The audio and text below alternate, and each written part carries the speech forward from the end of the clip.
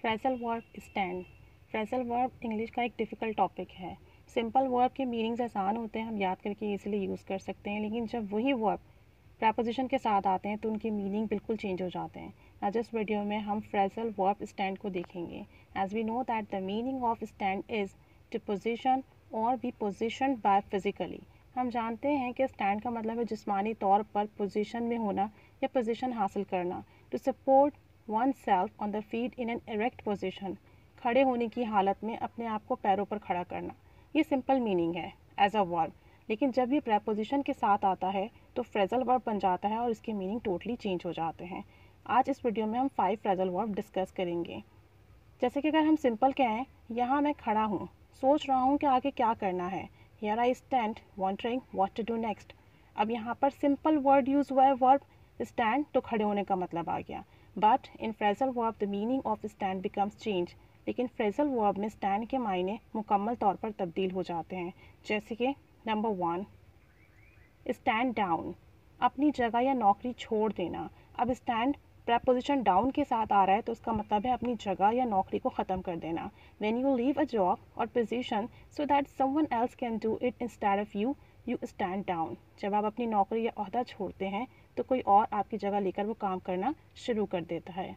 For example, she will stand down as president of the company before her 60th birthday. वो अपनी 60वीं सालगिरह से पहले के सदर के ओहदे से सबका दोष हो जाएगी, यानी इस्तीफ़ा दे देगी, जॉब छोड़ देगी। Another example is I stood down last month from my job. मैंने पिछले महीने ही अपनी नौकरी छोड़ दी। तो स्टैंड डाउन मीन्स होता है नौकरी को छोड़ देना, इस्तीफ़ा दे देना। और अगर स्टैंड की पास्ट फॉर्म यूज़ की जाएगी तो स्टैंड की जगह पर स्टूड आ जाएगा। Number 2 phrasal verb is stand out. Stand out means बेहतर होना, वाज़े होना, यानी दूसरों के मुकाबले में बेहतरीन होना। When something is clearly better or more noticeable than the rest others, it stands out. जब कोई चीज़ या कोई शख्स दूसरों के मुकाबले में वाज़े तौर पर बेहतर हो तो हम कहते हैं stand out, वाज़े नुमाया होना। For example, she stood out from the other candidates and was offered the job. वो दूसरे उम्मीदवारों से अलग थी, बेहतर थी, काबिल थी, तो उसे नौकरी की पेशकश की गई। Another example is, it's important to make your job application stand out from the rest. अपनी मुलाजमत की दरख्वास्त को बाकियों से मुमताज़ बनाना, बेहतर बनाना ज़रूरी है। तो stand out means दूसरों के मुकाबले में अच्छा होना, बेहतर होना, नुमाया होना, वाज़े होना। Number 3 phrasal verb is stand by. Stand by means मुंतज़िर होना, तैयार रहना या किसी चीज़ के काम के इंतज़ार में होना। You stand by when you are ready और available, you are waiting to do something. Stand by का मतलब है कि आप किसी काम के लिए दस्तयाब हों या आप कुछ करने के मुंतज़िर हों कि आपको कोई टास्क दिया जाए, तब तक आप बैठे हुए हैं, स्टैंड बाय में हैं। For example, please stand by for more instructions. बराए करम मज़ीद हिदायत का इंतज़ार करें। स्टैंड बाय मीन्स वेट कीजिए। There was a helicopter standing by outside his mention.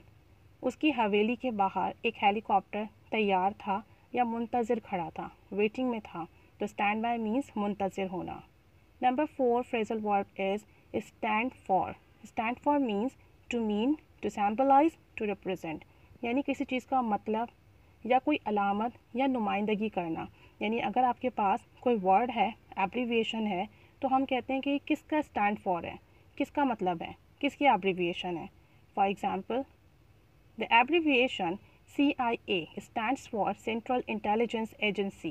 ये जो मुखफ़िफ है, शॉर्ट फॉर्म है CIA, इसका मतलब है Central Intelligence Agency. Another example is, what does the MJ stand for? Maria Jose. MJ का क्या मतलब है? MJ का मतलब है मारिया जॉस। तो स्टैंड फॉर हम यूज़ करते हैं किसी चीज़ का मतलब बताने के लिए या वाज़े करने के लिए।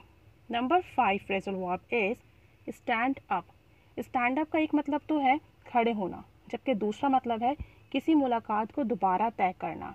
हम नॉर्मल स्टैंड अप खड़े होने के लिए यूज़ करते हैं, लेकिन यहाँ हम इस मीनिंग को देख रहे हैं।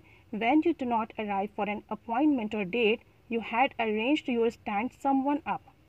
जब आपकी कहीं मुलाकात हो, किसी से मिलना हो और आप ना मिल सकें, अपनी जगह पर ना पहुंच सकें, तब आप स्टैंड अप यूज़ करते हैं कि अब आप उस मीटिंग को, उस मुलाकात को रीशेड्यूल करेंगे, रीअरेंज करेंगे।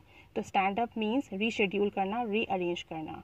For example, my friend stood me up last night, मेरे दोस्त ने कल मुझे मिलना था। I waited 1 hour for him, 1 घंटा मैंने उसका इंतज़ार किया। But he didn't even call मी, लेकिन उसने तो मुझे फ़ोन तक नहीं किया। तो उसने आपको इंतज़ार कराया, अब भी मीटिंग जो है रीशेड्यूल होगी।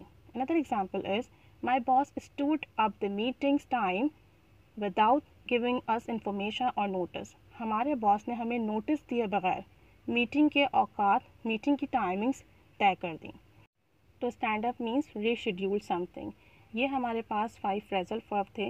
अगर स्टैंड के आप पास्ट फॉर्म यूज़ करेंगे तो वहाँ पर आप स्टूड यूज़ करेंगे पास्ट फॉर्म। यहाँ हमने 5 फ्रेजल वर्ब डिस्कस किए हैं, stand up, stand down, stand by, stand out and stand for. I hope कि लेसन आपके लिए हेल्पफुल रहा हो। फ्रेजल वर्ब एक डिफ़िकल्ट टॉपिक है और जब हम कोई नॉवल या ड्रामा या कुछ स्टडी करते हैं तो वहाँ पे अक्सर हमें फ्रेजल वर्ब कंफ्यूज करते हैं कि हमने तो स्टैंड का मतलब ये पढ़ा था, यहाँ तो कंटेक्चुअल मीनिंग कुछ और आ रहे हैं, जो कि प्रेपोजिशन की वजह से उसके मीनिंग चेंज हो चुके होते हैं। तो इन्हें याद कीजिए, अपने सेंटेंसेस में यूज़ कीजिए, प्रैक्टिस कीजिए। Thanks for watching.